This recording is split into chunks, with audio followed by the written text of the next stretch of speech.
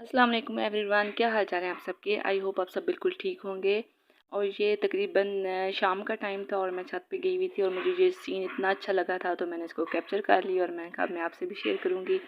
सूरज के गुरूब होने का सीन था और आज दिन की हांडी स्किप थी तो मैंने कहा कि जितना टाइम उस पर वो लगता है ना तो वो मेरे पास थोड़ा सा फ्री टाइम बच गया। तो मैंने बहुत से काम छोटे छोटे बचे हुए थे जो मुझे आज निपटाने थे, कि जो कई दिनों से पेंडिंग रखे हुए थे। रूटीन ऐसे बिजी होती है ना कि टाइम का पता ही नहीं चलता। तो आज फिर मैं जाए नमाज़ वाश कर रही थी। वैसे थे तो साफ़ ही, लेकिन कई दफ़ा ये होता है ना कि खदीजा ऊपर आ जाती है, उसने शूज़ उतारे हुए होते हैं। तो दो मैंने जाए नमाज़ लगाई हुई हैं तो आज इनको मैं वाश कर रही थी। तो ये एक मेरा टास्क था। दूसरे नंबर पे फिर मुझे रूम की छोटी छोटी चीज़ों को देखना था जो कई दिनों से पेंडिंग पड़ी हुई थी, जिनमें एक ओवन था उसको साफ़ करना था। उसमें वो मैंने रूम में रखा हुआ है क्योंकि खदीजा रात को एक दफ़ा उठती है तो उसका दूध गर्म करना होता है। तो ये पड़ा हुआ था। तो कई दफ़ा दूध जल्दी में गिर जाता है, रो रही होती है, तो इस तरह ना ये काफ़ी दिनों से करने वाला था। और दूसरे नंबर पे ये मेरे पूरा मेडिकल स्टोर बना हुआ है जो साइड टेबल वो भरा हुआ था ये मेडिसन से। तो उसमें से आज मैं निकाल रही थी कि जो एक्सपायर है उनको देख के खाली करूँगी। कुछ तो ऐसी मेडिसन है ना, जब से बच्चे पैदा हुए थे वो पड़ी हुई थी, एक एक दो दफ़ा यूज़ की हुई थी। तो मैं देख रही थी कि जो इनकी अगर डेट कुछ ज़्यादा लंबी बाकी है ना, एक्सपायरी डेट, वो रख लूँगी तो बाकी फिर मैं ना उसको साइड टेबल को साफ़ करती हूँ। और ये थी जी मेरी ईसीजी की रिपोर्ट। ये 2 ईसीजी की रिपोर्ट है। कुछ दिन पहले बस मुझे वो थोड़ा कुछ मसला बना था, टेंशन बन गई थी, तो ये वो हैं। तो इनको भी मैं साइड पे रख देती हूँ।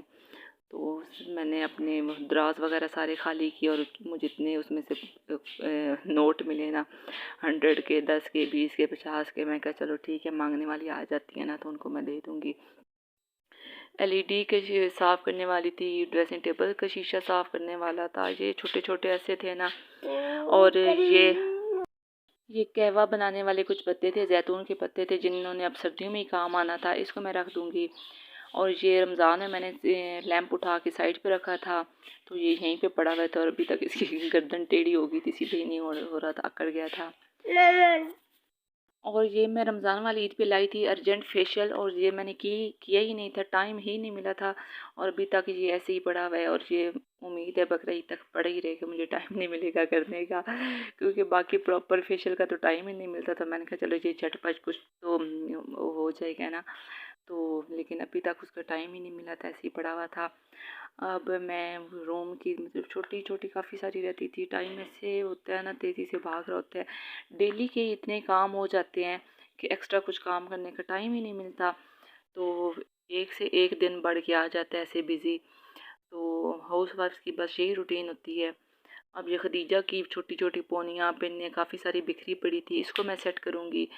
इसका ये होता है ना कि कहीं जाना हो तो जो ऊपर ऊपर पड़ी होती है बस मैं वही लगा देती हूँ। या घर में इसको तैयार करूँ तो जो ऊपर ऊपर होती हैं ना, इसकी बैंड्स होते हैं, पिन पोनी, वही लगा देती हूँ। जो नीचे पड़े हैं वो नीचे ही पड़े रह गए हैं।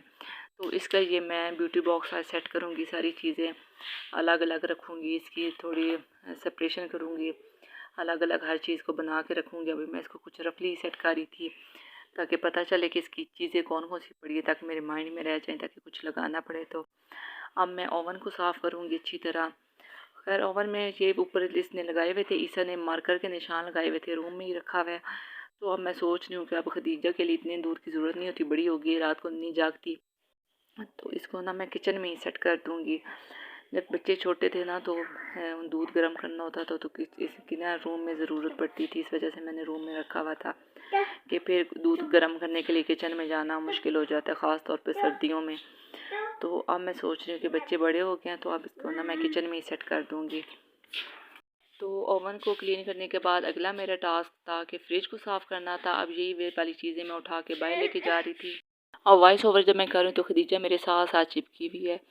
अब ईसा के स्कूल से आने का टाइम हो गया था तो जब स्कूल से आता है तो उसके लिए मैं शरबत वगैरह बना रखती हूँ। और ये आड़ू पड़े हुए थे, आड़ू वैसे तो वो खाता नहीं है तो उसको मैंने शरबत में डाल दूँगी। और पुदीना मैं लाजमी डालती हूँ क्योंकि ईसा को ना बहुत पसंद है, इलायची डाल देती हूँ खुशबू के लिए। स्कूल से जब ईसा ने आना होता है तो वो लाजमी शरबत का पूछता है क्योंकि गर्मी का मौसम आ चुका है। तो एक तो मुझे उसके लिए वो बनाना पड़ता है शरबत, दूसरा उसके लिए कुछ ना कुछ खाने की चीज़ बनानी होती है। लंच मैं उसे देती हूँ लेकिन फिर भी ना वो आके बताता है कि मामा आज मैंने 4 बच्चों से लंच शेयर की है, आज मैंने 5 बच्चों से किया। तो मैं सोचती हूँ जब 4-5 बच्चों से वो लंच शेयर करता है तो फिर उसके अपने के लिए क्या बचता है, लेकिन फिर मैंने उसे ना शेयर करने से कभी नहीं मना किया। तो जब वो आता है तो उसके लिए ना कुछ मैं बना रखती हूँ। तो अब आके उसको मैंने नहला दिया था। नहाने के बाद अब मैंने नूडल्स बना दिए थे। अब दोनों बहन भाई बैठ के नूडल्स खा रहे थे। तो और वैसे इस टाइम मैं ना कुछ और उसके लिए बना के रखती हूँ, चिप्स वगैरह या कबाब या इस तरह का कुछ ना, सैंडविच वगैरह।